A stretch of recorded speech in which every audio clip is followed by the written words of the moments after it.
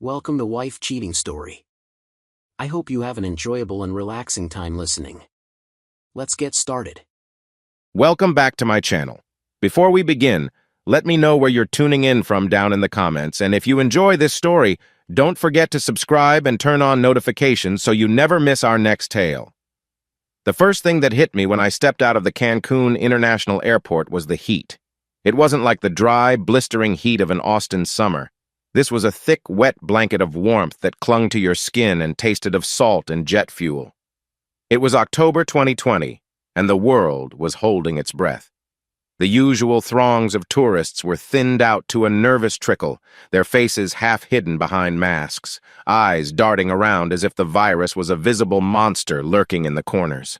I pulled down my own mask for a gulp of the humid air, my linen shirt already starting to feel damp against my back. My phone buzzed in my pocket. I pulled it out, hoping it was her. It wasn't. Just a notification from my bank. I swiped it away and checked her last message again, a smile touching my lips despite the growing knot of impatience in my stomach. Sabrina, can't wait to see you, my sexy architect. Anniversary surprises go. Find me at the arrivals gate. XOXO. That was 3 hours ago. I stood there, a lone idiot in jeans and a travel-rumpled shirt, watching families and couples reunite with joyful shouts and embraces. Every time a woman with dark flowing hair came through the sliding glass doors, my heart gave a little lurch. But none of them were Sabrina. None of them had that specific, confident stride, the one that had captivated me from the moment I first saw her at an art gallery opening in Austin 10 years ago. Taxi, senor? Hotel zone? Best price for you? A man with a weathered face and a bright floral shirt was suddenly at my elbow. I shook my head, my eyes still scanning the crowd. No, thank you. I'm waiting for someone. He gave me a sympathetic, knowing look. Ah, Cancun time. Sometimes it means tomorrow. He shrugged and moved on to the next likely fare. Another hour crawled by. The initial excitement of the surprise trip had long since curdled into a sour mix of worry and irritation. I called her again. Straight to voicemail, the same silky, professional recording she used for her art consulting business. You've reached Sabrina. Leave a message and it'll make your world more beautiful. Right now, my world felt pretty damn frustrating. Okay, screw this, I muttered to myself. Maybe her flight was delayed. Maybe she got stuck in the legendary Cancun traffic. She'd told me she was flying in a day early to set everything up. The name of the hotel was in my calendar entry, La Promesa Rota, the broken promise. Id laughed when I saw it, thinking it was some kind of ironic, artsy name she'd find amusing. It felt less funny now. I finally gave in and waved down a taxi, a beat-up Nissan with no air conditioning. The driver zipped into traffic with a terrifying level of confidence, weaving between shuttle buses and rental cars. We sped past the mangroves and the shabby, colorful outskirts of the city before bursting onto the impossibly pristine strip of the hotel zone. On one side, a lagoon shimmered under the afternoon sun. On the other, a row of monolithic, gleaming white resorts stood like sentinels guarding the turquoise Caribbean. It was a manufactured paradise, a world away from the dusty reality just a few miles back. A perfect place for Sabrina. She always did love a beautiful facade. La Promesa Rota was smaller than its colossal neighbors, a boutique hotel with a more intimate, elegant feel. The lobby was an oasis of cool white marble and the faint, sweet scent of lilies. A polite young man at the front desk checked me in under her name. Ah, yes, Senora Reyes Reservation, he said with a professional smile. She has arranged for everything, senor. The master suite, ocean view. Reyes. It was her maiden name. She used it sometimes for work, said it sounded more exotic. I never thought anything of it. The bellhop led me up to the top floor. The suite was stunning. A sprawling living area, a four-poster bed that looked big enough to sleep a family of 4, and an entire wall of glass that opened onto a private balcony overlooking the sea. A bottle of champagne was chilling in an ice bucket next to 2 flutes. A single, long-stemmed red rose lay on the pillow. It was perfect. A perfect romantic trap. I tipped the bellhop, stepped out onto the balcony, and leaned against the railing. The sea was a breathtaking, impossible blue, stretching out to meet a sky of the same color. The gentle roar of the waves was the only sound. It was supposed to be the soundtrack to our anniversary. Instead, it felt like the sound of my own loneliness, amplified. I tried her phone one last time. Voicemail. I sank into one of the plush balcony chairs, the champagne sweating in its bucket, the rose wilting on the pillow. I was a man stranded in paradise, and the only thing I felt was a cold, creeping dread. Something was wrong. Terribly wrong. The sun bled out across the horizon, painting the sky in fiery strokes of orange and purple that I couldn't appreciate. 6 hours had passed. 6 hours of pacing the cool marble floor, of staring at my phone as if my will alone could make it ring, of ordering a club sandwich from room service that now sat on the table, untouched and mocking me with its mundane perfection. Every scenario had played through my head, each one more absurd than the last. She'd lost her phone. She'd mixed up the dates. She'd decided to surprise me by hiding somewhere in the hotel, ready to jump out and laugh at my worried face. But Sabrina wasn't the type for childish games. She was meticulous, a planner. If she said she would be somewhere, she was there. The darkness outside had finally swallowed the last of the light when my phone finally rang. It wasn't her ringtone, a custom song I'd assigned her. This was the generic, jarring tone for an unknown number. My heart hammered against my ribs as I snatched it off the nightstand. "Sabrina?" I breathed, my voice hoarse. There was a pause, filled with the faint crackle of a distant connection. Then, a woman's voice, flat and devoid of any emotion, answered. It was a voice scrubbed clean of all humanity, like a recording. "Is this Tyler?" "Yes. Who is this? Where's my wife?" "My name is Victoria," the voice said, clipped and precise. I was a friend of Sabrina's. There's no easy way to say this, Tyler." A cold fist clenched in my gut. "Say what? What's going on?" "There was an accident," she said, the words coming out like sterile plastic pellets. "A car accident this morning, on the highway from Tulum." The floor seemed to tilt beneath my feet. I gripped the edge of the nightstand to steady myself. "What? Is she okay? Which hospital is she in?" The silence on the line was a weight, pressing down, suffocating me. When she finally spoke, her voice was a monotone whisper of doom. "She didn't make it, Tyler. I'm so sorry. She passed away at the scene." The words didn't register at first. They were just sounds, meaningless syllables floating in the air of the silent, opulent hotel room. Didn't make it. Passed away. It was like a line from a bad movie. It couldn't be real. Not Sabrina. She was too vibrant, too alive to just stop. "No," I said, the word a ragged tear in my throat. "No, you're lying. This is some kind of sick joke. Who is this, really?" "It's not a joke, Tyler." "Then it's a scam," I shouted, my voice cracking with a desperate, rising hysteria. "You're trying to scam me, aren't you? You kidnap tourist wives and then call demanding ransom. How much do you want? He'll pay it. Just put her on the phone." "Listen to me," the woman named Victoria said, her tone unchanged, infuriatingly calm. "The police have her. The official report lists her name as Sabrina Reyes. I was listed as her emergency contact for her local business. Sabrina Reyes. The name from the front desk, local business. What local business?" Her consulting was based in Austin and New York. None of this made any sense. It was a web of nonsensical details designed to confuse and frighten. My mind latched on to the one solid thing I could grasp. Anger. Anger was a shield. It was better than the gaping black maw of grief that was trying to swallow me whole. "You listen to me, you bitch," I spat into the phone. "I don't know who you are or what game you're playing, but it's over. I'm calling the police. I'm calling the embassy. You're going to regret this." I didn't wait for a reply. I slammed my thumb down on the red icon, ending the call, my hand shaking so violently the phone clattered against the glass top of the nightstand. I stood there panting, my chest heaving. A scam. It has to be a scam. I repeated it over and over in my head, a desperate mantra against the encroaching darkness. It was a story that made sense, a cruel, sick story, but one with a logical, criminal explanation. But as the adrenaline began to fade, a single cold thought slipped through the cracks in my anger. A seed of doubt, hard and chilling as a piece of ice. Sabrina Reyes. Why would a scammer know her maiden name? And why would they say she was dead? The terror wasn't in the demand for money. The terror was in the fact that they hadn't asked for any. They had only delivered a verdict. I stared out at the black, empty sea, and for the first time, I felt truly, utterly alone.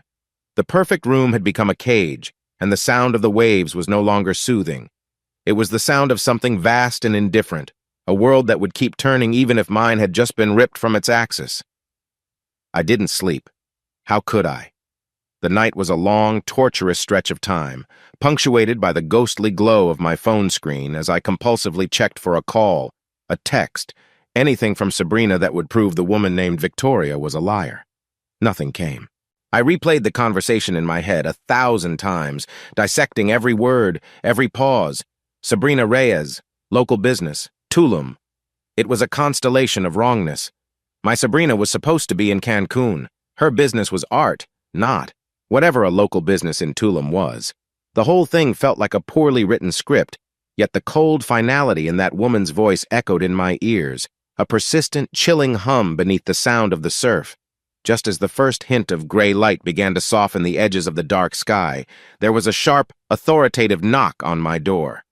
My first thought was a surge of pure, unadulterated hope. It's her. She lost her keys. It was all a horrible mistake. I threw the door open, a relieved laugh already forming in my throat. It wasn't Sabrina. The man standing in the hallway was the complete antithesis of my chaotic, sleepless state. He was in his late 40s, Mexican, with salt and pepper hair cut in a severe military style. He wore a perfectly tailored charcoal gray suit that seemed to defy the humidity, a crisp white shirt, and shoes so polished they reflected the dim light of the corridor. His face was a mask of professional calm, his dark eyes assessing me with an unnerving stillness. "Senor Tyler?" he asked. His English was perfect, accented but fluent. "Yes? Who are you?" "My name is Diego Ramirez." He didn't offer a hand. "May I come in?" "It is a matter of some urgency regarding Senora Reyes." The name hit me like a splash of cold water. The hope that had flared so brightly just seconds before was instantly extinguished, leaving behind a cold, ashen dread. I stepped back numbly, letting him into the room. He walked past me, his gaze sweeping over the opulent suite, taking in the untouched room service tray, the bottle of warm champagne. His expression didn't change. "I understand you received a phone call last night," he said, turning to face me. He stood in the center of the room, a pillar of composure in my whirlwind of panic. "Who are you?" I asked again, my voice barely a whisper. "Are you with the police?" "No. I am a lawyer," he said simply. "I was your wife's. That is, I was Senora Reyes' solicitor here in Mexico." The slight hesitation, the correction of his own words, sent a fresh jolt of ice through my veins. "I don't understand. This has to be a mistake. The woman who called. She said Sabrina was—" I couldn't bring myself to say the word. "This is not a mistake, senor," Diego said, his tone flat, factual.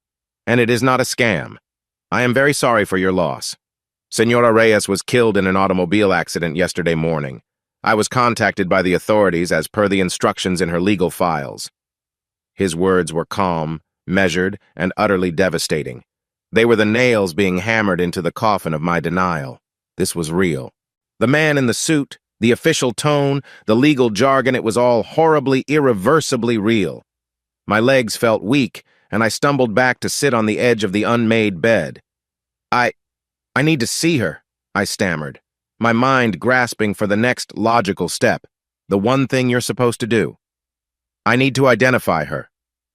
Diego's expression softened for the first time, a flicker of something that might have been pity. "That will be arranged, but first there are other matters. That is why I am here. This situation is complex." "Complex? What do you mean, complex? My wife is dead. What could be more complex than that?" My voice rose, bordering on a shout. Diego didn't flinch. He just watched me, waiting for the wave of emotion to pass. "Please, senor. If you would get dressed, I would like you to accompany me to my office. It is better we discuss this in a more private and formal setting." An hour later, I was sitting in a stiff leather chair opposite a massive, dark mahogany desk. Diego's office was in a colonial-style building in downtown Cancun, a world away from the tourist-filled hotel zone. It was quiet, cool, and smelled of old paper and expensive leather. It felt like a tomb. I had been operating on autopilot, showering and dressing in a fog of disbelief. Now, sitting in the heart of this unfolding nightmare, the fog was beginning to clear, replaced by a terrifying clarity. Diego steepled his fingers, his face unreadable. "Senor Tyler, what I am about to tell you will be difficult to hear. I ask that you try to remain calm." I just stared at him, my heart a leaden weight in my chest. "Sabrina's affairs in Mexico were extensive," he began. "She owned property and several businesses under the name Reyes. Her will, which I have in my possession, is very specific." He paused, and his gaze met mine. "The reason for the complexity is that we must wait for all beneficiaries to be present before we can proceed." "Beneficiaries? You mean her family? Her parents are gone." Diego took a slow breath, as if bracing himself. "No, senor, not her parents." He leaned forward slightly, his voice dropping to a low, confidential tone that made the hairs on my arm stand up. "You are not the only next of kin who was contacted. We are waiting for the arrival of her other husband." The words hung in the still, air-conditioned office, thick and poisonous. Her other husband. My brain simply refused to process them. It was like Diego had suddenly started speaking a language I'd never heard. The syllables were there, the sounds were English, but the meaning was an impossible screeching static. "What?" The word came out as a strangled croak. "What did you just say?" Diego's professional mask was firmly back in place. There was no pity in his eyes now, only a quiet resolve. I said, "We are awaiting the arrival of her other husband. His name is Xavier. He is flying in from New York. He should be here by tomorrow evening." I started to laugh. It was a horrifying, humorless sound that clawed its way out of my throat. It was the sound of a mind breaking. "Other husband? That's insane. You're insane. We're married. For 10 years. We have 2 children. I was babbling, throwing out facts of my life like they were shields that could deflect his impossible reality. "I do not doubt your reality, Senor Tyler," Diego said calmly. "I am merely presenting you with the facts of her reality. Sabrina was legally married to you in the state of Texas. She was also legally married to Xavier in the state of New York. The logistics of how she managed this are not my concern. The legal ramifications, however, are—" I stared at him, my laughter dying in my throat, replaced by a cold, hollowing dread. Every memory of the past decade began to warp and twist. Her business trips, 1 week on, 1 week off, like clockwork. The separate bank accounts she insisted on for her business independence. The way she used her maiden name, Reyes, so fluidly. It had all seemed so modern, so empowering. The hallmarks of a strong, independent woman. Now they looked like the architecture of an elaborate, monstrous lie. The architecture of my marriage, the one I thought I'd designed with her, had just collapsed into a pile of dust at my feet. "I don't believe you," I whispered, though I knew with a sickening certainty that he was telling the truth. Diego seemed to understand that words were no longer enough. He reached into a drawer in his massive desk and pulled out a thick, cream-colored envelope. My name was written on the front in Sabrina's elegant, familiar script. My breath hitched. I knew that handwriting better than my own. I'd seen it on 1,000 birthday cards, anniversary notes, and grocery lists. "She left this for you," Diego said, sliding it across the polished surface of the desk. "She left one for Xavier as well. She was, if nothing else, a thorough woman." My hand trembled as I reached for it. The paper felt heavy, real. It felt like a verdict. For a long moment, I just sat there, tracing the letters of my name with my thumb. This was it. The black box from the plane crash of my life. With a final, ragged breath, I tore it open. Inside was a single sheet of matching paper, covered in her flowing handwriting. "My Tyler, my rock. If you are reading this, it means the one thing I never planned for has happened. It means my luck, which has always been my greatest talent, has finally run out. The first thing I want you to know, the only thing I hope you believe, is that I loved you. The life we built in Austin, the home, our beautiful children, that was real for me. You were my safe harbor, the one good, true thing in a life that was often a storm. You were the man I wanted to grow old with, but I was selfish. I was a greedy woman who wanted everything. And for a long time, I had it. I wanted the quiet, steady love you gave me, and I also wanted something else. I wanted other things, other places, other lives. I know this letter won't fix the unfixable. It can't explain away the lies. I have broken our promise, and I am so sorry for the pain this will cause you. You deserved better than the half-life I gave you. Don't let my ghosts haunt you for long. Be happy, my love, for you and for our kids. Yours, in my own broken way, Sabrina. The letter fell from my hand and fluttered onto the desk. The carefully chosen words, the crafted apology, the final, selfish plea for my happiness, it was all so perfectly her. It wasn't a confession born of guilt.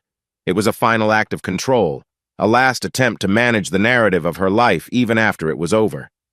The room was silent, save for the frantic pounding in my ears.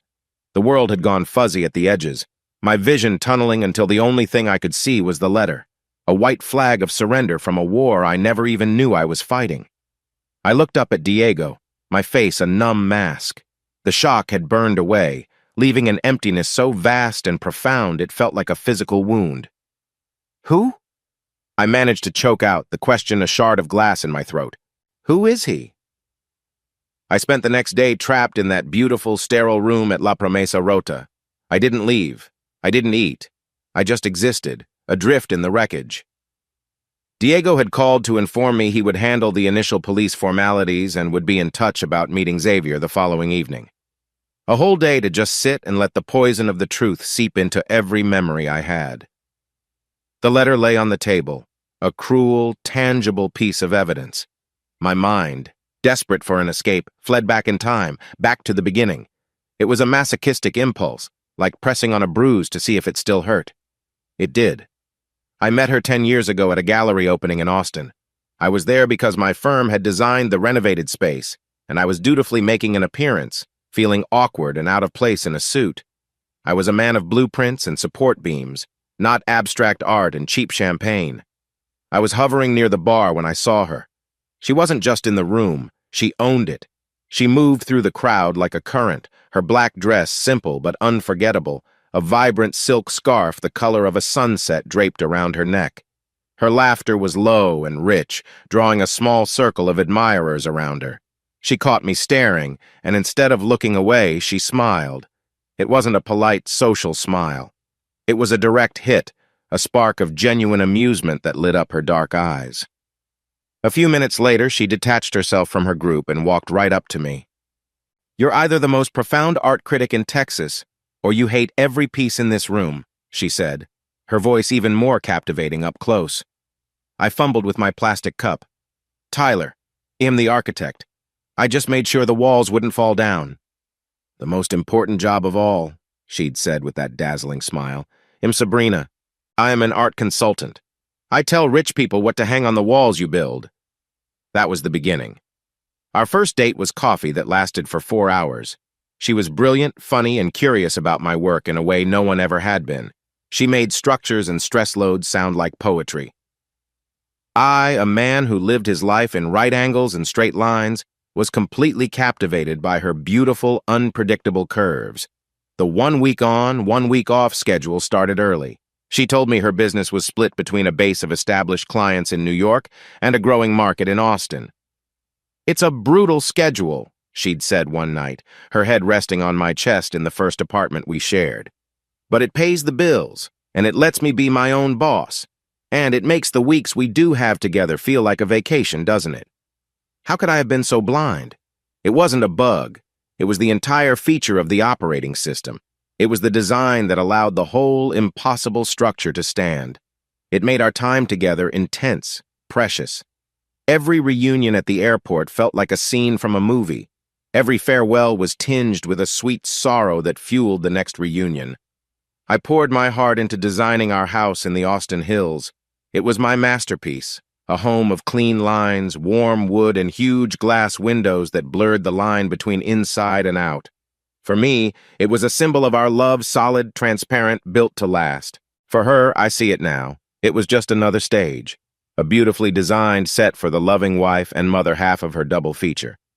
I stood up and walked to the balcony, the memory now feeling like a beautifully crafted cage I'd helped build myself. She hadn't just lied to me.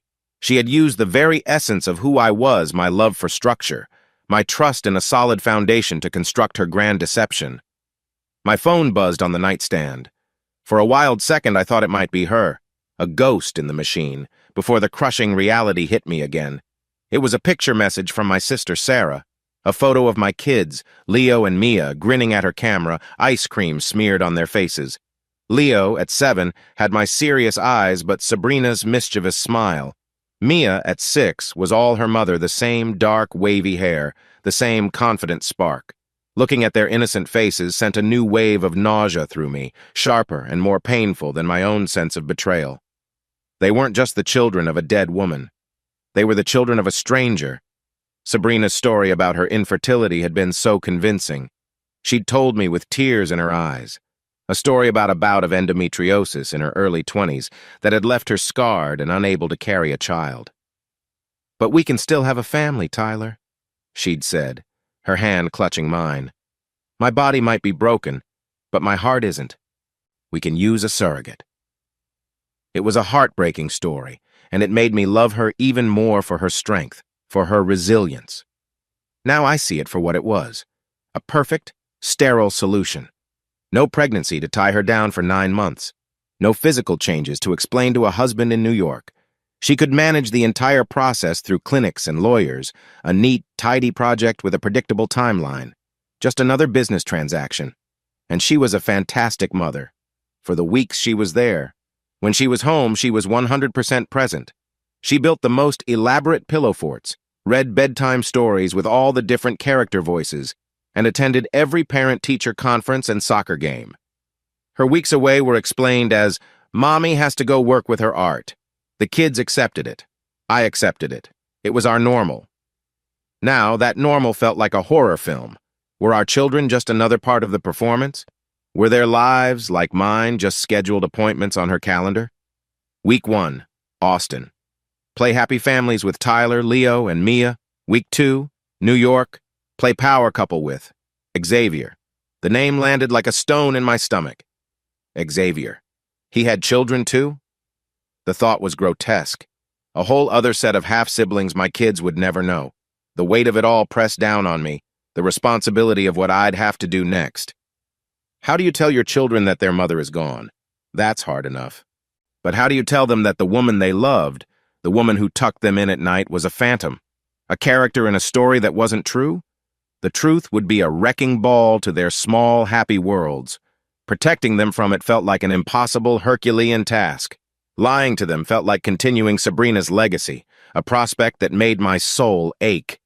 My phone buzzed again. This time it was a text from a number I didn't recognize, but I knew who it was from. Diego.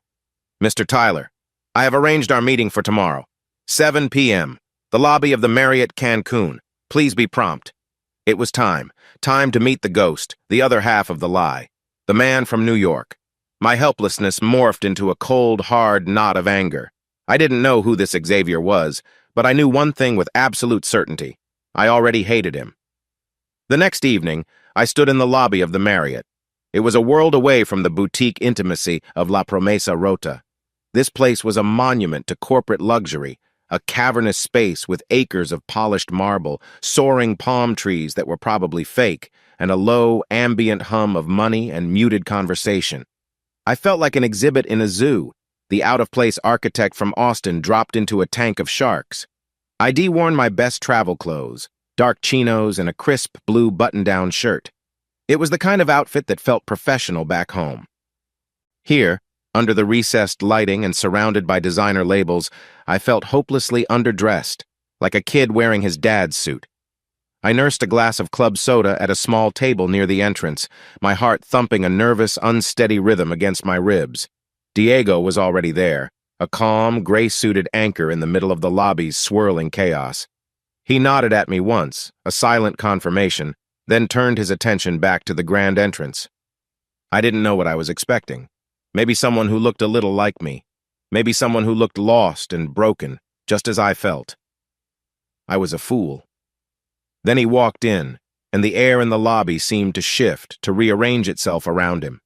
He was tall, with the lean, predatory build of a man who spent his time in expensive gyms, not on construction sites. His hair was dark and perfectly styled, his jaw sharp and unforgiving. He wore a deep navy suit that probably cost more than my first car, tailored with such precision it looked like a second skin. He didn't walk. He strode, exuding an aura of pure, undiluted power and arrogance. A phone was pressed to his ear, and he was barking orders into it in short, brutal sentences. "No, liquidate the position. I don't care what the forecast says. Do it now." He hung up, slipping the phone into his pocket without breaking stride, his eyes sweeping the lobby as if he owned it. This was Xavier. This was the something else Sabrina wanted. His eyes found Diego, then flicked to me. It wasn't a glance. It was an appraisal. A cold, dismissive scan that took in my rumpled shirt, my nervous grip on my glass, and wrote me off as insignificant in less than a second. In that single, contemptuous look, I saw everything. He wasn't grieving. He was inconvenienced. Diego moved forward to greet him, his hand outstretched. Xavier shook it briefly, a curt, impatient gesture. They exchanged a few quiet words, and then Diego gestured toward my table. As Xavier approached, I felt a toxic cocktail of emotions churning in my gut. There was the raw, primal hatred for the man who had shared my wife. There was the searing jealousy of his effortless confidence, his tailored perfection, and beneath it all, a strange, sickening flicker of understanding. I could see the appeal. He was a force of nature, a shark in a world of minnows. Beside him, I felt like a draft horse standing next to a thoroughbred. He stopped at my table, looking down at me. He didn't offer a hand. He didn't offer a word of condolence. "So," he said, his voice a low, gravelly baritone that dripped with condescension. "You're the architect." The words were a dismissal, a judgment. He wasn't just the other husband. He was the competition, and in his eyes he had already won. Diego, ever the diplomat, smoothly intervened. "Gentlemen, I have a table reserved for us at the steakhouse. I believe a private setting would be best." The restaurant was exactly what I expected from a place like the Marriott. Dark wood, dim lighting, and the hushed clinking of expensive silverware. It was a room designed for quiet power dinners and discreet affairs, which made our situation a grotesque parody. We were seated at a circular booth in a secluded corner, the three of us forming a triangle of barely concealed animosity. I ordered a whiskey, neat. Xavier, without even looking at the menu, just said to the waiter, "Macallan 25, and don't drown it." We sat in a thick, suffocating silence. Diego looked between us, his lawyerly composure the only thing holding the fragile peace. I focused on the intricate patterns the condensation from my water glass was making on the table. It was something solid, something real to focus on in a world that had become an abstract nightmare. Xavier was the one who finally broke the silence. He took a slow sip of his outrageously expensive scotch, his eyes fixed on me. "Let's cut the crap, shall we?" he said, his voice low and sharp. "Diego has filled me in on the basics. A car crash, a secret life. It's a mess." He waved a dismissive hand. "What I need to know is the financial exposure. What kind of assets did she have down here?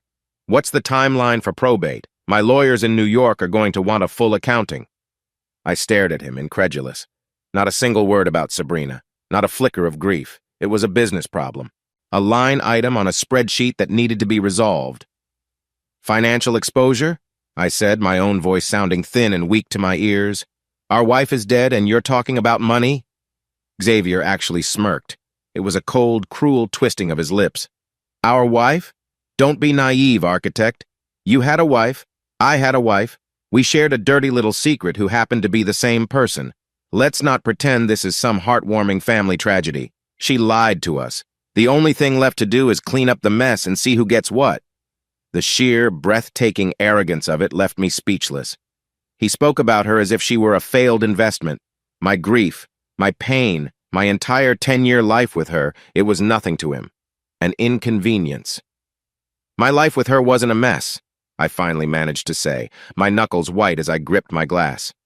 "We had a home. We have children." "So do I," he shot back, his eyes narrowing. "2 sons, and a life she conveniently checked in and out of." Don't try to play the wounded victim with me. We were both fools. The only difference is, I'm not going to sit here and cry about it. I'm going to protect my assets." He leaned forward, his voice dropping to a conspiratorial whisper, as if Diego wasn't even there. "What did she do anyway? An architect in Austin? Did you build her a nice little birdcage to come home to? Did you make her feel all safe and domestic before she flew off to the real world?" The insult was deliberate, designed to cut deep, and it did.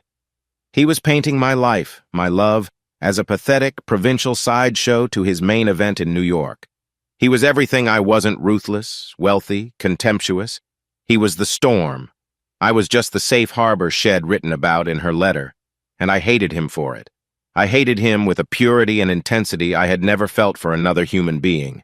But as I looked at his cold, handsome face, I was forced to confront the bitter truth. This was the man she chose to lie to me for. This was the world she ran to when she left mine. "You have no idea what you're talking about," I said, my voice shaking with rage. "Oh, I think I do," he retorted, leaning back with an air of finality. "I know exactly what this is. It's a tragedy, all right. A tragedy of poor judgment on my part. And now, it's a problem to be solved." The waiter arrived with our food. The steak sat on my plate, a bloody, obscene testament to the raw, carnivorous nature of the man sitting across from me. My appetite was gone. The whiskey in my stomach felt like acid. The dinner was over. There had been no sharing of grief, no moment of connection. There was only a cold, hard line drawn in the sand between two worlds. And I was standing on one side, he on the other, with the ghost of the woman who had played us both for fools laughing somewhere in between. The next evening, Diego led us away from the sterile opulence of the Marriott. He drove us in his dark, air-conditioned sedan to a different world, a small, nameless beach bar south of the main tourist strip. It was the kind of place you'd never find unless you knew it was there. Tiki torches cast a flickering golden light onto a sandy floor, and the only music was the rhythmic crash of waves against the shore. The air smelled of salt, grilled fish, and cheap tequila. A man was waiting for us at a secluded table in the back, a bottle of aged mezcal and 3 small clay cups already set out. He was older than I expected, maybe in his early 50s, with the kind of handsome, weathered face that told a story. He wore a simple white guayabera shirt, unbuttoned at the collar, and his eyes, when he looked up at our approach, were weary. They were the eyes of a man who had seen too much and was tired of keeping secrets. "Tyler, Xavier," Diego said, his voice formal. "This is Victor." Xavier didn't bother with a greeting. He just pulled out a chair and sat down, his expensive suit looking comically out of place against the rustic, beach-worn furniture. "Let's get this over with. Diego said you have the answers." Victor ignored Xavier's rudeness. His gaze was fixed on me. There was a flicker of something in his expression: pity, maybe, or recognition. He poured a measure of the smoky mezcal into each cup. "To Sabrina," he said quietly, raising his cup. It wasn't a toast. It was a resignation. I drank. The mezcal burned a clean, hot line down my throat. Xavier barely touched his lips to the cup. "I'm not here for a seance, Victor," Xavier said, his voice sharp with impatience. "I'm here for facts. What was she doing down here? What was this business?" Victor took a slow sip of his drink, his eyes never leaving mine. It was as if he was speaking only to me, and Xavier was just an irritating fly buzzing in the background. "Before she was an art consultant," Victor began, his voice a low, gravelly rasp, "Sabrina worked for me. I ran a specialized firm. We provided companionship, high-end, very discreet, for a certain class of clientele who valued beauty, intelligence, and absolute privacy." The euphemism hung in the air, but the meaning was as clear as a gunshot. Escort service. The words exploded in my mind, another layer of filth coating every memory I had of her. My wife, the mother of my children, had been a prostitute. Xavier actually snorted, a sound of derisive amusement. Figures. She always did have a talent for transactional relationships. I felt a surge of white-hot anger, a bizarre protective instinct rising up. "Shut up, Xavier." Victor held up a hand, silencing me. She was more than that. She was a partner.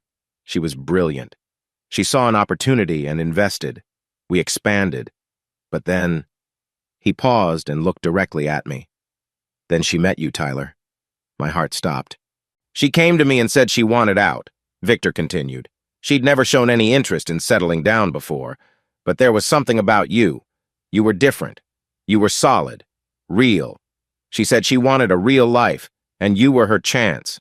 So we split the business. I kept my operations. She kept hers. What operations? I asked, my voice hollow. She kept her private client list, the foundation for her art consulting business, a way to maintain her lifestyle while she pursued you. Xavier leaned forward, the first spark of genuine interest in his eyes. So when did I come into the picture? Victor finally turned his gaze to Xavier, and it was cold as stone. A year after she married him, he said, nodding toward me. She came back from a trip to New York with you, starry-eyed and conflicted. She told me she'd made a mistake. Not in marrying Tyler, but in thinking she could be happy with just one thing. She said Tyler was the man she wanted to build a life with, but you were the excitement she couldn't give up. You were the storm.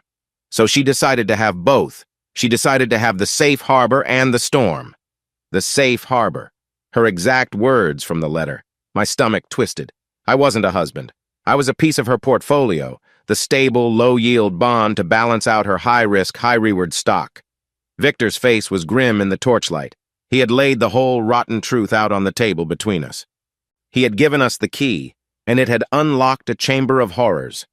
The silence that followed Victor's story was heavier than the humid night air. It was a silence filled with the ghosts of 10 years of lies. I stared into my empty cup, the smoky aftertaste of the mezcal doing little to numb the raw, open wound in my chest. Xavier was the one who broke it, of course. His mind was already moving on, calculating, assessing the damage. So, the will. Diego mentioned a will. Let's hear it. What did the Queen of Deception leave behind? Victor looked at Diego, who gave a slight, almost imperceptible nod. It was a transfer of power. The storyteller was done. The executor would now deliver the final act. Victor leaned back in his chair, the wicker creaking in protest. He seemed to shrink a little, the weariness returning to his eyes.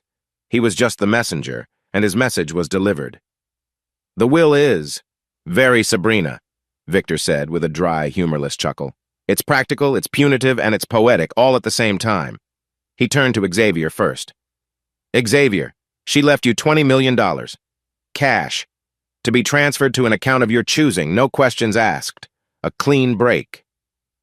Xavier's expression didn't change, but I saw a flicker of smug satisfaction in his eyes. It was a number that made sense to him. A large, clean sum. The closing of a deal. He had won. Then Victor turned to me. My whole body tensed. What would she leave me? A token amount? An apology in monetary form? And Tyler, Victor said, his voice softening just a fraction. She left you the hotel. La Promesa Rota. I just stared at him. The hotel. The place I was staying. The place with the impossibly ironic name. It was a slap in the face. A joke from beyond the grave. The hotel? Xavier scoffed. A failing boutique hotel in the middle of a pandemic? He gets a pile of debt and I get cash. Sounds about right. It's not just a hotel, Victor corrected him, his eyes still on me. It's unencumbered. She owned it outright. And it was the first property she ever bought years ago when she first started to make real money. It's where she began. It's symbolic. He let that word hang in the air. Then he delivered the final, devastating blow. She left a note with her lawyer, explaining her reasoning, Victor said quietly. She said she was leaving the money to the man who was her equal in the world she thrived in. But she was leaving her beginning, her foundation, to the only man she ever seriously considered giving it all up for. The words were a blade, twisting in my gut, and I knew from the sudden venomous glare Xavier shot my way that the blade had struck him too. It wasn't about the money. It was never about the money for a man like Xavier. It was about winning. And in her final manipulative act, Sabrina had declared me the emotional victor. She had given him the cash, but she had given me the validation. It was a cruel, meaningless victory that felt like a profound defeat. She had left me a broken promise and a story that, in a single sentence, managed to elevate me and humiliate him. It was a diabolically perfect parting shot from a woman who had spent her life playing games, and even in death, she was still moving the pieces on the board. The revelation of the will sucked all the air out of the space between us. Xavier's smug superiority evaporated, replaced by a cold, simmering rage. He wasn't just inconvenienced anymore. He was insulted. His jaw was tight, his knuckles white where he gripped the edge of the table. For the first time, I saw a crack in his armor of arrogance, and raw, wounded pride was seeping through. "This is bullshit," he finally spat, his voice a low growl. He pushed his chair back violently. "She's playing games. Even now she's playing games." "It is what it is," Victor said with a world-weary shrug. "The documents are all in order. Diego will handle the transfers." I was still reeling, trying to process the poisoned gift I'd been given. A hotel. A building. As an architect, I should have appreciated the gesture, a structure, a foundation, but it felt like she was handing me the keys to the prison where she had forged her secret life. "There is one final matter," Diego interjected, his voice calm and steady, cutting through the tension.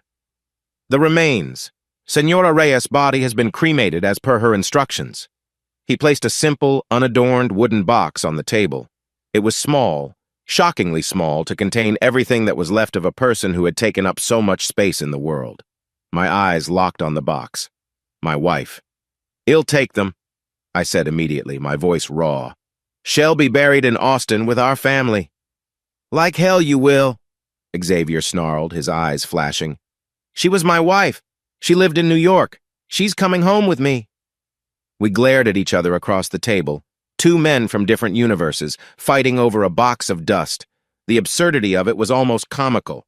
She had belonged to both of us, and now in death, we both laid claim to her. "Gentlemen, please," Victor said, raising his hands like a referee. He looked exhausted, as if he'd had this exact argument with Sabrina herself 100 times. I anticipated this, and frankly, I think Sabrina did too. He sighed, running a hand over his tired face. "What I am about to suggest is unconventional, but it is, perhaps, the only solution that makes any sense in this godforsaken mess." He looked from me to Xavier and back again. "She lived 2 lives. She belonged to 2 worlds. It is only fitting that her end reflects her life." He nodded toward Diego. "The lawyer will prepare 2 death certificates, one for Sabrina Reyes, to be filed here in Mexico, one for Sabrina Tyler, for your purposes in Texas, and one for Sabrina Xavier, for your purposes in New York. The ashes will be divided." Divide her. The words were clinical, brutal. To take what was left of her and split it down the middle like a piece of property. "You want to saw her in half?" Xavier asked, his voice dripping with disbelief and disgust. "It is a fitting metaphor, isn't it?" Victor replied, his voice devoid of emotion. "She gave each of you half a life. It seems only fair you each get half of what's left. You can both go home, bury your wife, and tell whatever story you need to tell. No one will ever be the wiser." I looked at the box, then at Xavier's furious face. The solution was monstrous. It was profane. It was also, in a twisted, heartbreaking way, perfect. It was the ultimate testament to the life she had lived, a life of compartments, of divisions, of never being whole in any one place. Xavier was silent for a long moment, the muscle in his jaw working furiously. I could see the battle raging in his eyes, his pride fighting against his pragmatic need to have this over with. Finally, he gave a curt, angry nod. "Fine," he clipped out. "Do it. I just want to get the hell out of this country and away from all of this." I didn't say anything. I just nodded, a wave of profound, soul-deep sadness washing over me. This was the final indignity, the end of the line, our marriage, our love, our shared life, all of it reduced to a negotiation over a divided box of ashes in a cheap bar on a Mexican beach.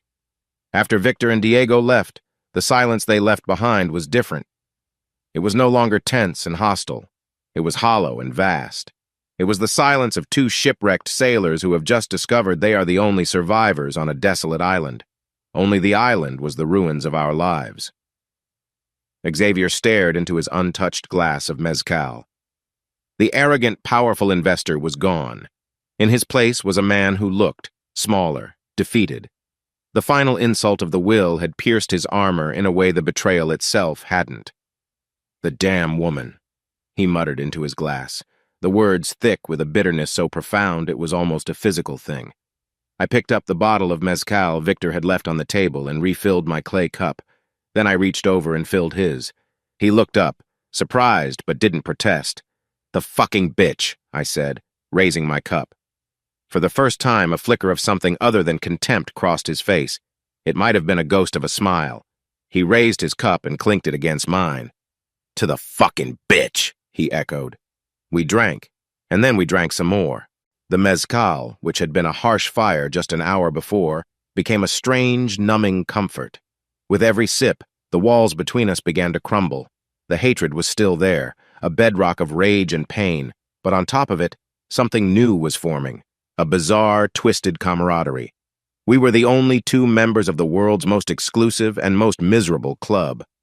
"She told me my life was the real world," he said after the third cup, staring out at the dark waves. "She said Austin was her escape, her little fantasy of a simple life. She made it sound like your life was the lie." I let out a harsh laugh. "She told me the opposite.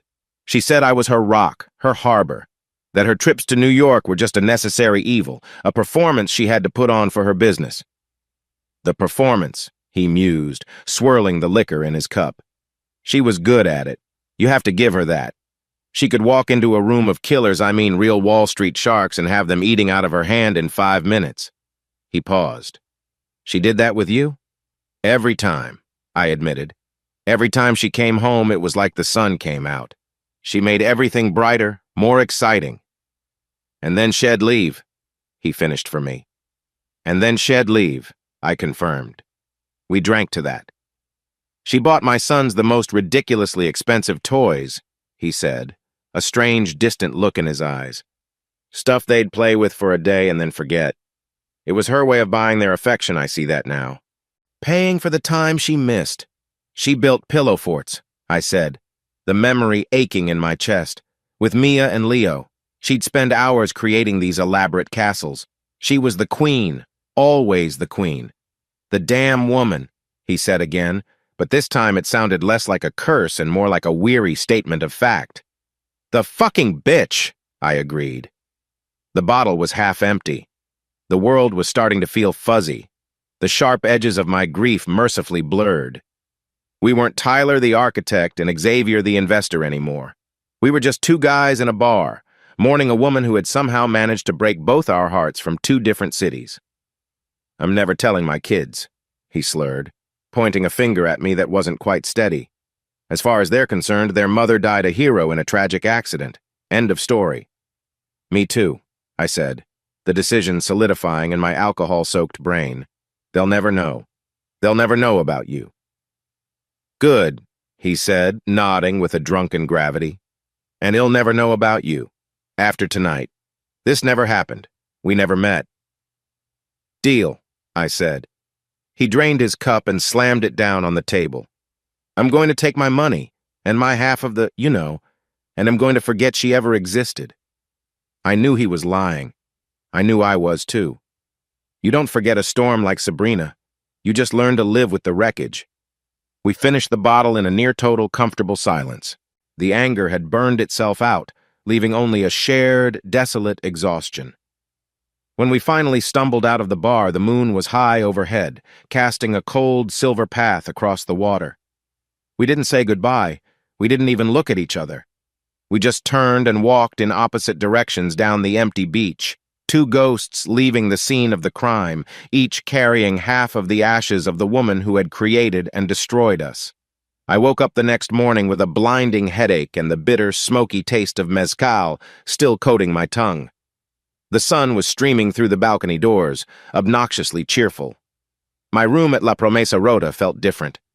It was no longer just a temporary cage. It was mine, a property, an asset, a curse. A small, elegant box sat on the desk where my laptop should have been. It was my half of Sabrina's ashes, delivered by one of Diego's silent, efficient clerks while I was passed out. Beside it was a thick manila envelope containing the deed and all the legal documents transferring ownership of the hotel to me. Xavier was already gone. I knew he would be. He had probably taken the first flight back to New York, eager to put the mess of Mexico behind him, to scrub the stench of this inconvenient tragedy from his expensive suit. He had his $20 million and his half of the woman we both thought we knew. He had what he wanted. And what did I have? A headache, a box of dust, and a hotel named The Broken Promise. I spent the day walking through the property, seeing it through the eyes of an owner, an architect. It had good bones. The structure was solid, the layout well conceived, with a central courtyard garden that was lush but overgrown.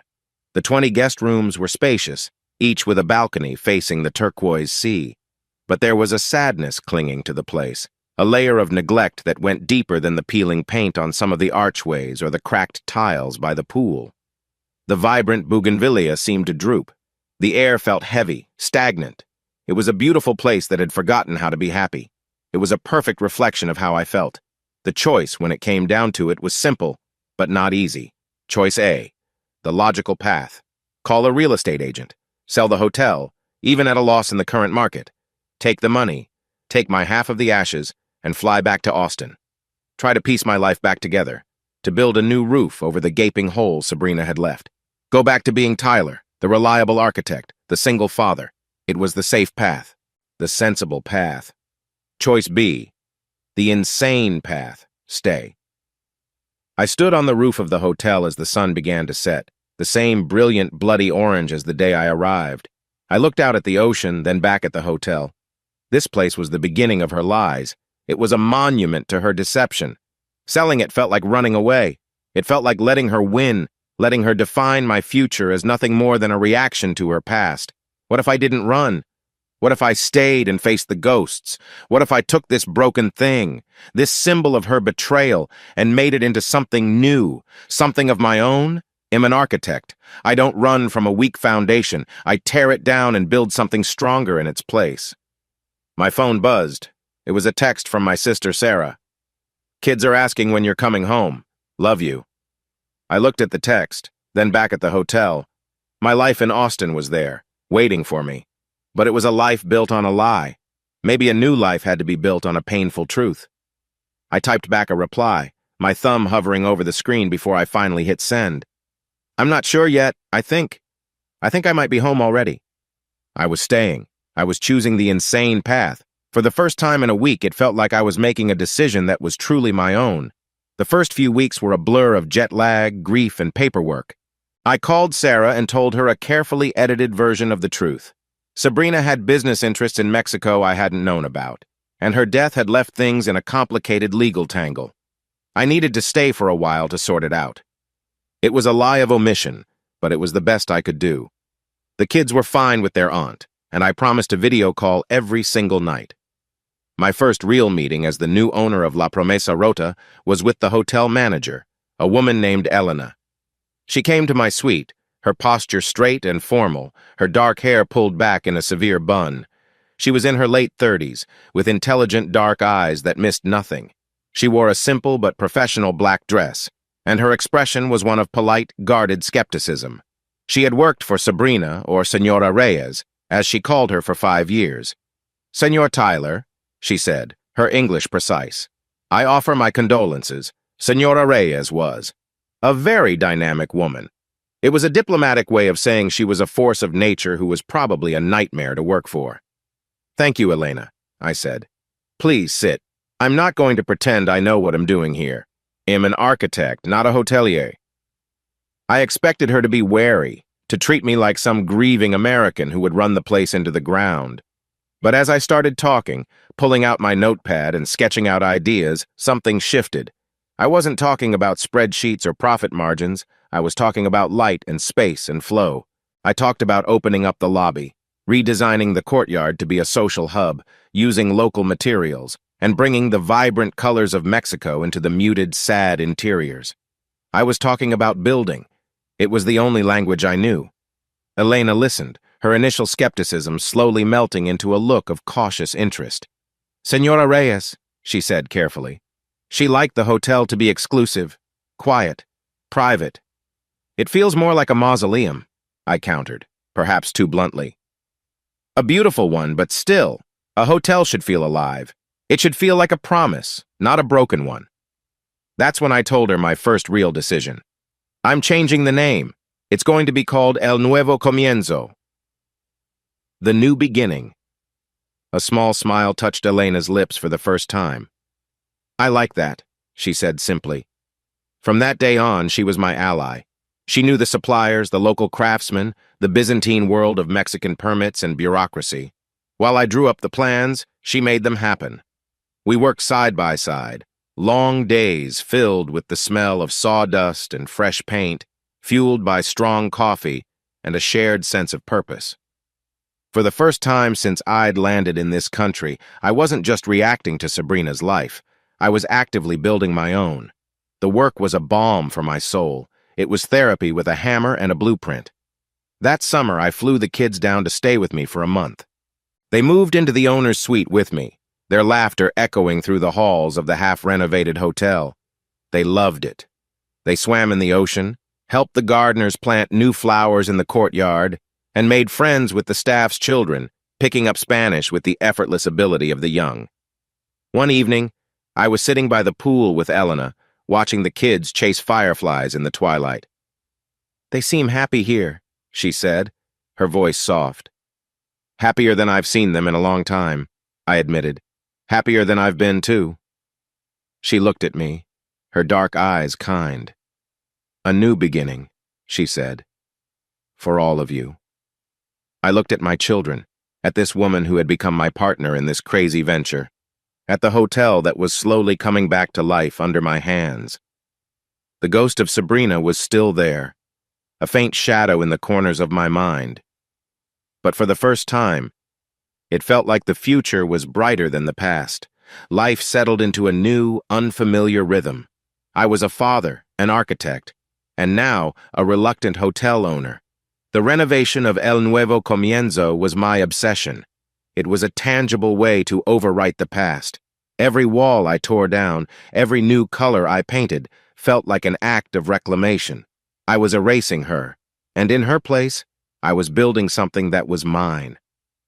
About 6 months after I'd first landed in Cancun, I was in the small back office I'd set up, reviewing invoices.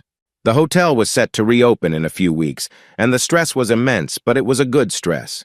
It was the stress of creation, not destruction. Elena had a financial newspaper, the Wall Street Journal, spread out on the desk beside me, catching up on the world we'd mostly ignored. Tyler, she said suddenly, her voice sharp, you should see this. She slid the paper across the desk. The headline jumped out at me, a dispatch from a universe I had tried so hard to forget. Hedge fund titan, Xavier Reed arrested in massive fraud scheme. My blood ran cold. It was him. The picture was a grainy black and white headshot, but there was no mistaking that arrogant jawline, those cold, predatory eyes. I read the article, my heart pounding a slow, heavy drumbeat. Federal investigators had uncovered a complex scheme of wire fraud and embezzlement. Xavier's firm, one of the most aggressive on Wall Street, had been a house of cards. He had been using new investor money to pay off old ones, faking profits to lure in more capital. The whole thing had collapsed, wiping out hundreds of millions of dollars of his clients' money. But it was one sentence, buried deep in the article, that made me stop breathing. An unnamed source from the investigation claimed that the scheme had escalated dramatically in the past 6 months, following a significant and unexpected cash infusion that Reed had used to make a series of wildly risky, desperate bets to try and cover his tracks. $20 million. The money Sabrina had left him. It hadn't been a golden parachute. It had been an anchor. He hadn't used it to start over. He'd used it to double down on his own arrogance, to fuel the very ego that had led him to this point. He couldn't stand the thought of the provincial architect getting the last word, the symbolic victory. He had to prove he was the winner, that he could turn her money into a fortune that would dwarf my pathetic little hotel, and in trying to do so, he had destroyed himself. I leaned back in my chair, the newspaper trembling in my hand. Sabrina's legacy wasn't a clean slate. For Xavier, it was a curse. It was a final, perfectly aimed dose of poison that had taken 6 months to work its way through his system. She hadn't just ended his charade, she had handed him the shovel to dig his own grave. Elena looked at me, her expression full of a question she didn't dare ask. "He was the other one," I said, my voice barely a whisper. "The man from New York." She nodded slowly, her eyes full of a deep, quiet understanding. She didn't say anything. She just reached out and gently took the newspaper from my hands, folding it neatly and placing it in the trash can. A silent gesture that said, "That world is over. This is your world now." And she was right. Xavier's fate was a chilling echo from a life that was no longer mine. I had my own foundation to worry about. The news about Xavier was a sobering final severing of my ties to the past. It was time to go back to Austin and close that chapter for good.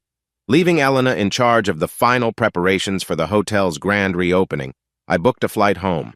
Flying into Austin felt strange.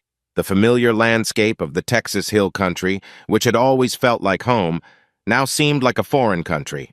It was the land of a different Tyler, a naive man who had believed in a beautiful lie. The house I had designed and built, the one I had poured my heart into, felt like a museum of that lie. Every room, every piece of furniture, held a memory that was now tainted. The kitchen where she'd laughed while trying to teach me a new recipe. The living room where we'd watched movies with the kids. Our bedroom. I couldn't sleep there. I spent the nights on the couch. My first call was to a real estate agent. "I want to sell," I said, the words feeling both sacrilegious and liberating. "But Tyler," the agent, a family friend, said, shocked, "this house is your masterpiece. You said you'd never sell." "Things change," I said, my voice flat. My sister Sarah was confused and hurt. "What do you mean you're moving to Mexico? What about your firm? What about the kids' school? This is their home." We sat on the back porch of my beautiful empty house, the one I could no longer stand to be in. I told her as much of the truth as I could bear. "The life we had here, Sarah? It wasn't what I thought it was," I explained, my voice heavy. "Sabrina left a lot of things behind, and not just property. She left a lot of ghosts. I can't raise the kids here. We need a new start, a real one." I saw the understanding dawn in her eyes, mixed with a deep sadness for me. She didn't press for more details. She just took my hand. "Okay, Tyler, whatever you need. We'll support you." The hardest part was telling the kids. I sat them down in the living room, the place where we had been a family. "Guys," I started, my heart aching, "how would you feel about a big adventure? How would you feel about moving to our hotel in Mexico for good?" Leo's eyes widened. "And we can go swimming in the ocean every day?" "And I can help Elena in the garden?" Mia chimed in. "Yes," I said, a relieved smile breaking through my sadness. "All of that." They cheered. For them, it was simple. It was an adventure. They were too young to understand the concept of running from ghosts. They were just excited about the sunshine. Selling the house was a whirlwind. I packed up our lives, sorting through 10 years of memories. I kept the things that were truly mine and the kids. Photos, drawings, school projects. The things that were hers, her art books, her expensive clothes, her jewelry I packed into boxes and donated. It was a cleansing, a purge. The day I handed the keys to the new owners, I took one last walk through the house. It was just a structure now, an empty shell of wood and glass. It was no longer my home. My home was waiting for me in Mexico, a place built not on a broken promise, but on the hope of a new beginning. As I drove away, I didn't look back. 1 year later, I was standing on the grand terrace of El Nuevo Comienzo, watching the sun dip into the Caribbean. The hotel was no longer a place of sad, muted tones. It was alive with color and light. The walls were a warm terracotta, accented with the brilliant blue of hand-painted tiles. The central courtyard was a riot of tropical flowers, and the sound of a gentle fountain mixed with the soft strumming of a live guitarist near the bar.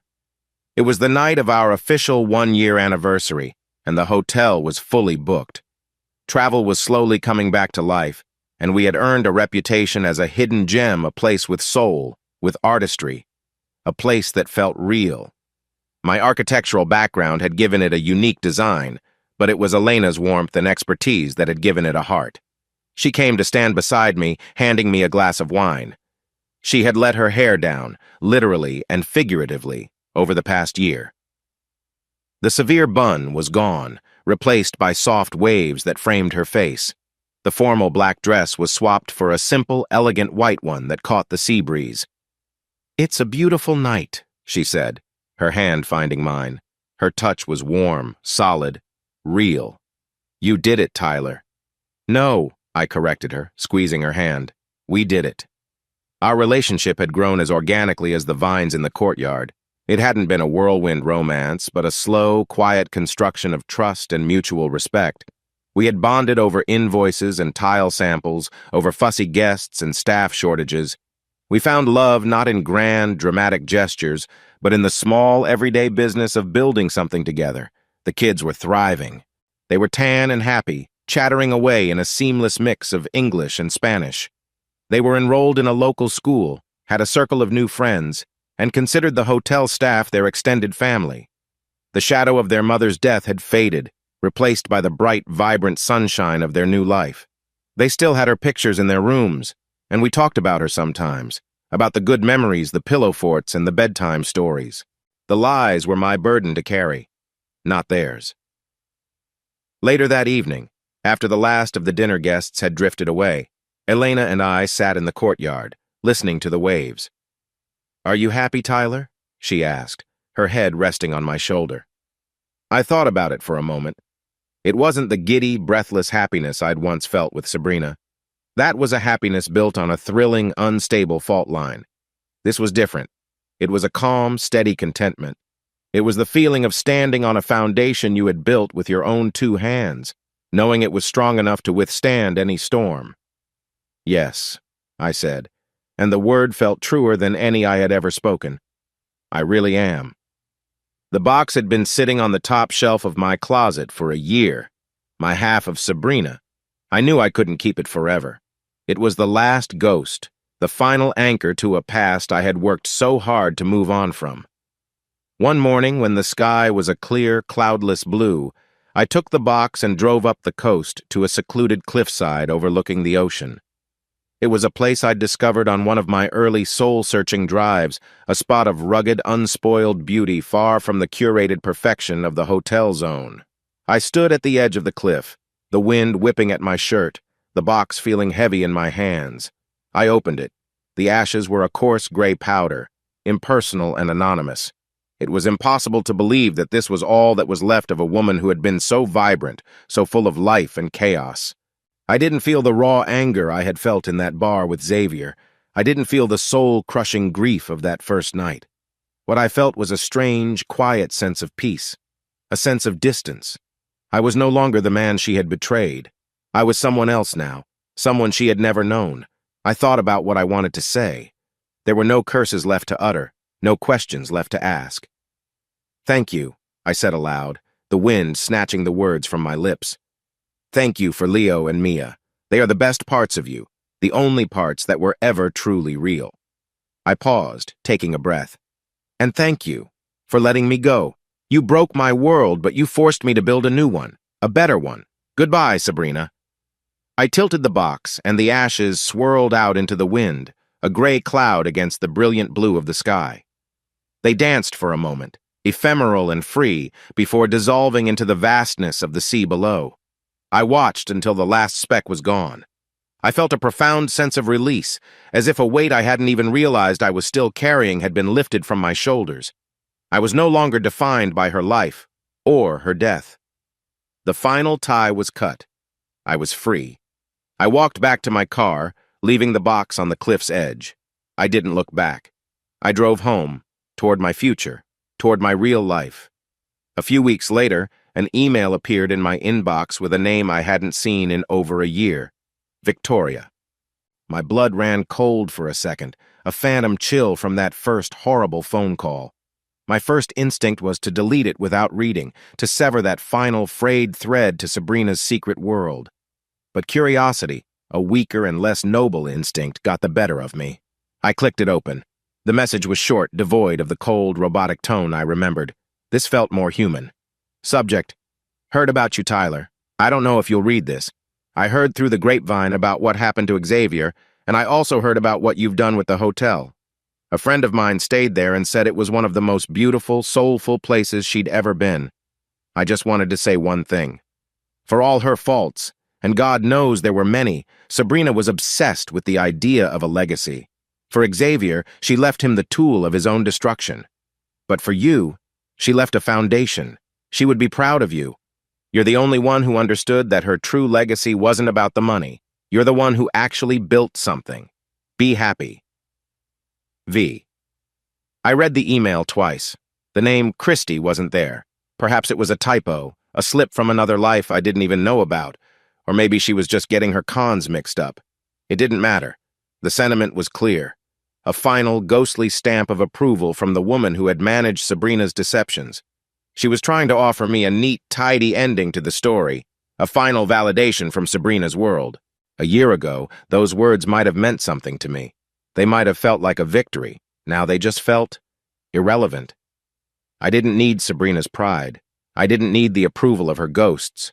The life I had built, the happiness I had found, it had nothing to do with her legacy and everything to do with my own choices.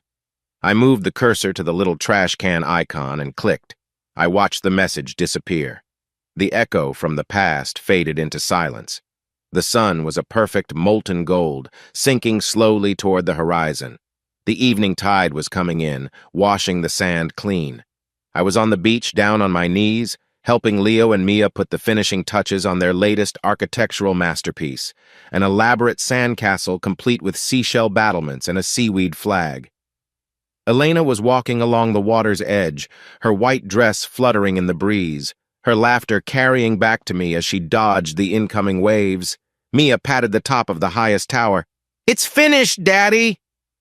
"It's the best one we've ever built," Leo declared with all the seriousness of a 7-year-old master builder. I looked at the castle. It was lopsided and fragile, a temporary creation destined to be washed away by the morning tide, and it was absolutely perfect.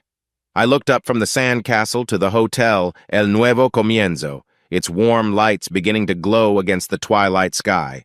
It was solid, real, built of stone and wood and hope. Then I looked at my children, their faces bright with the simple, uncomplicated joy of creation. And finally, I looked at Elena, who had stopped and was smiling at me, her silhouette framed by the dying sun. My foundation, my home, my love. In that moment, I finally understood. A legacy isn't a static thing, handed down and preserved like a precious, dusty heirloom.